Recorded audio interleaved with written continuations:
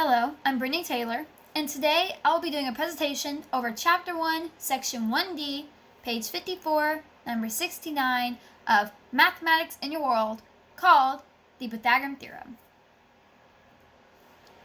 History of Pythagorean Theorem. Pythagoras founded the Pythagorean School of Mathematics in Crotona, a Greek seaport in southern Italy.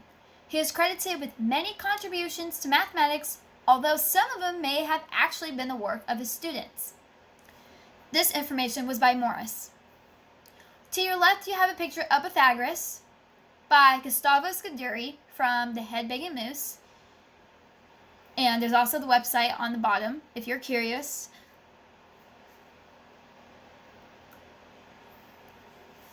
History of Pythagorean Theorem. The Pythagorean Theorem is Pythagoras' most famous mathematical contribution. According to legend, Pythagoras was so happy when he discovered the theorem that he offered a sacrifice of oxen. The later discovery that the square root of 2 is irrational and therefore cannot be expressed as a ratio of two integers greatly troubled Pythagoras and his followers. They were devout in their belief that any two lengths were integral multiples of some unit length. Many attempts were made to suppress the knowledge that the square root of 2 is irrational. It is even said that the man who divulged the secret was drowned at sea. This information was also by Morris.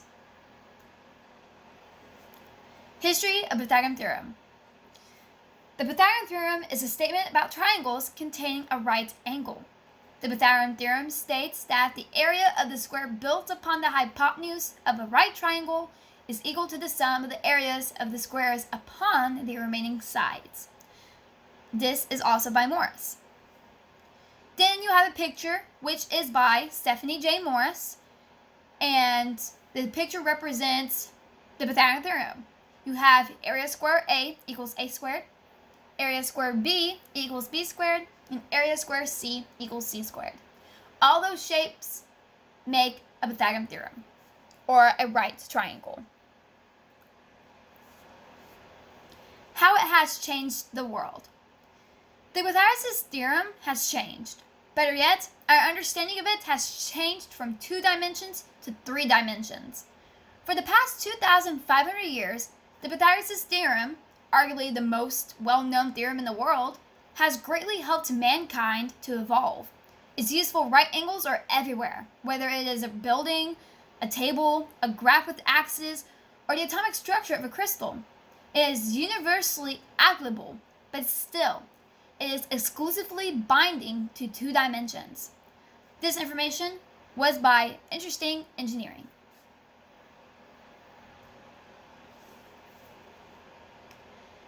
Pythagorean Theorem used in real life. First, you have architectures and constructions. For instance, say you are building a sloped roof. If you know the height of the roof and the length for it to cover, you can use the Pythagorean Theorem to find the diagonal length of the roof's slope. You can use this information to cut properly sized beams to support the roof, or calculate the area of the roof that you would need to shingle, by Zamboni. Second, square angles. The Pythagorean Theorem is also used in construction to make sure buildings are square. A triangle whose side lengths correspond with the Pythagorean Theorem, such as a 3-foot by 4-foot by 5-foot triangle, will always be a right triangle. When laying out a foundation or constructing a square corner between 2 walls, construction workers will set out a triangle from 3 strings that correspond with these lengths. If the string lengths were measured correctly, the corner opposite the triangle's hypotenuse will be a right angle, so the builders would know they are constructing their walls or foundations on the right lines. Also by Zamboni. Pythagorean Theorem used in real life. Third, navigation.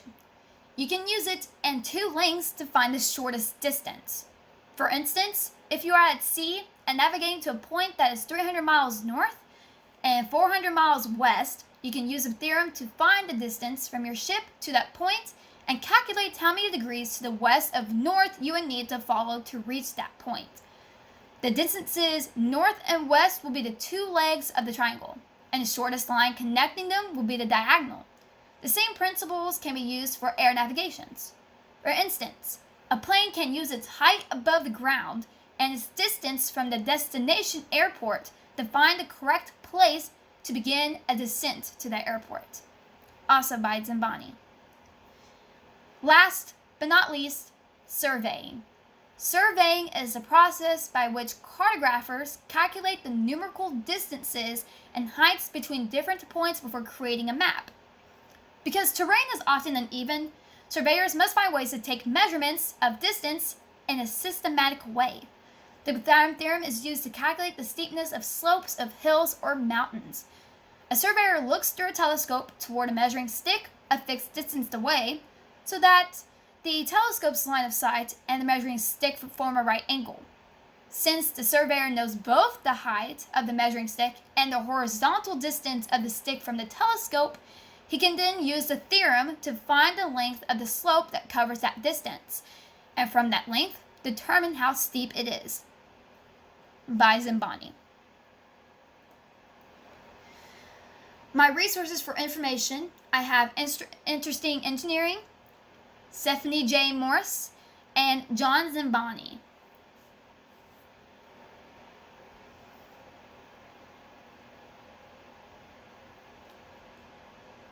Then for my resources for the pictures, once again, I have Stephanie J. Morse and Gustavo Scuderi. If you have any further questions, please feel free to message me somehow, and I may not be able to answer them because I don't really know a lot about this, but it was very interesting to know this much about it, the history of it. So, yeah, once again, if you have any questions, let me know. Thank you for listening.